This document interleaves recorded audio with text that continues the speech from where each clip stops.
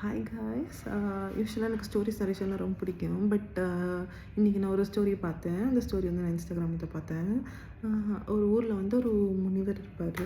முனிவருக்கு அண்டரில் வந்து நிறையா சிஷ்யர்கள் எல்லாம் இருப்பாங்க.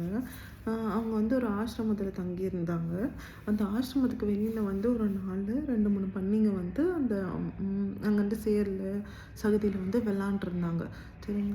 அதை பார்த்துட்டு இந்த ஆசிரமத்தில் இருக்க சீடர்கள் வந்து அந்த பன்னியை அப்புறப்படுத்தலான்னு சொல்லிட்டு அது அப்புறப்படுத்தலான்னு போகும்போது முனிவர் சொன்னாரா, நீங்கள் வந்து அதோட பாயிண்ட் ஆஃப் வியூலேருந்து பாருங்கள்.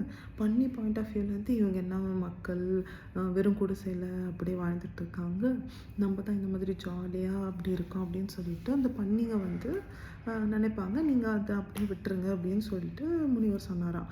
அதனால் அப்படியே விட்டாங்க. ஒரு 2-3 மாதத்துக்கு அப்புறம் அந்த பன்னிங்க வந்து குட்டி போட்டு நிறைய பன்னிங்க சேர்ந்து அந்த இடத்தையும் ஒரு மாதிரி நியூசன்ஸாக பண்ணி விளாண்டு அந்த மாதிரி இருந்தாங்க. அது வந்து டெய்லி வந்து அந்த முனிவர் வந்து அதையும் நோட்டீஸ் பண்ணிகிட்டே இருந்தார். அந்த பன்னிங்க எப்படி ஜாலியாக இருக்குது, இந்த மாதிரி எதை பற்றியும் கவலைப்படாமல் முற்றிலும் துறந்தவர்கள் மாதிரி எந்த கவலையும் இல்லாமல் கேர்ஃப்ரீயாக இருக்குது அப்படின்னு சொல்லிட்டு டெய்லி அது பன்னிங்களை பார்த்து அட்மையர் பண்ணிட்டு இருந்திருக்காரு. ஒரு நாள் வந்து அந்த முனிவர் தூங்கும்போது கடவுள் வந்து கனவுல வந்து, நீ வந்து இன்னும் 1 வாரத்தில் இறந்து போயிடுவ, உனக்கு மோட்சம்லாம் கிடையாது, இன்னும் நீ வந்து பன்னிங்களை பார்த்து அட்ராக்ட் ஆகி உனக்குன்னு ஒரு ஆசை வந்ததுனால இன்னும் ஒரு ஜென்மம் வந்து நீ பன்னிகளாக பிறந்து நீ வந்து வாழ்ந்துட்டு அதுக்கப்புறம் தான் சாவ அப்படின்னு சொல்லிட்டு அந்த கடவுள் வந்து அந்த முனிவர்கிட்ட சொல்லிட்டார்.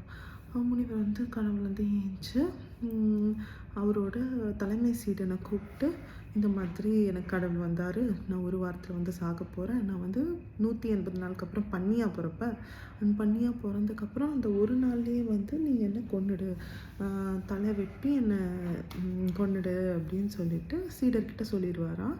அதே போல் 1 வாரம் கழித்து அந்த முனிவர் வந்து செத்து போயிடுவார்.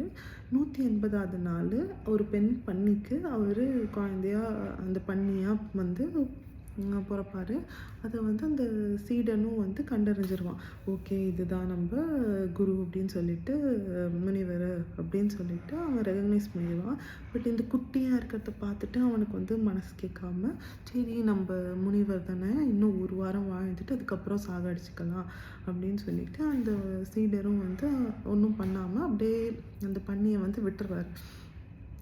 திருப்பியும் வந்து அந்த 1 வாரம்க்கு அப்புறம் கொல்லலான்னு அந்த சீடன் வந்து எடுக்கும்போது அந்த பன்னி வந்து தானாக வந்து பேசும். அந்த முனிவர் தான் அந்த பன்னி வேஷத்தில் இருக்கார். அவர் வந்து சொல்கிறாரு, இல்லை நீ என்னை வந்து வெட்ட வேண்டாம், எனக்கு இந்த மாதிரி பன்னியாக இருக்கிறது ரொம்ப பிடிச்சிருக்கு, இந்த மாதிரி சந்தோஷமாக இருக்கேன், நான் வந்து ரொம்ப ஜாலியாக இருக்கேன், இன்னும் குறை காலம் நான் வாழ்ந்துட்டு அதுக்கப்புறம் கூட மோட்சம் அடைஞ்சிக்கிறேன் அப்படின்னு வந்து அந்த சீடன்கிட்ட சொன்னோடனே சீடனுக்கும் ஷாக் ஆகிருக்கு. அதுக்கப்புறம் வந்து அது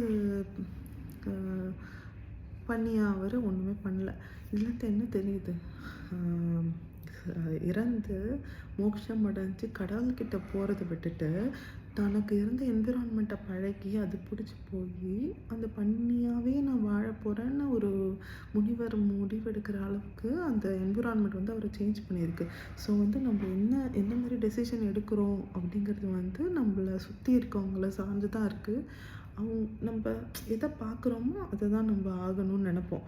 நம்ம சுற்றி இருக்கிறது நம்ம என்விரான்மெண்ட், நம்ம ஃப்ரெண்ட்ஸ் எல்லாம் வந்து எந்தளவுக்கு நம்ம நன்மையாக வச்சுருக்கோமோ அதுக்கேற்ற மாதிரி நம்ம பாசிட்டிவாக வந்து நம்ம இருப்போம். இல்லைன்னா இந்த மாதிரி முனிவர் மாதிரி பன்னியாகவே வாழ்ந்தாலே போதும், எது அந்த அந்த நேரத்துக்கு சூழ்நிலைக்கு வந்து எது சந்தோஷம் தருதோ அதை மட்டும் பார்த்துட்டு இருக்கக்கூடாது இல்லையா? அதுதான்.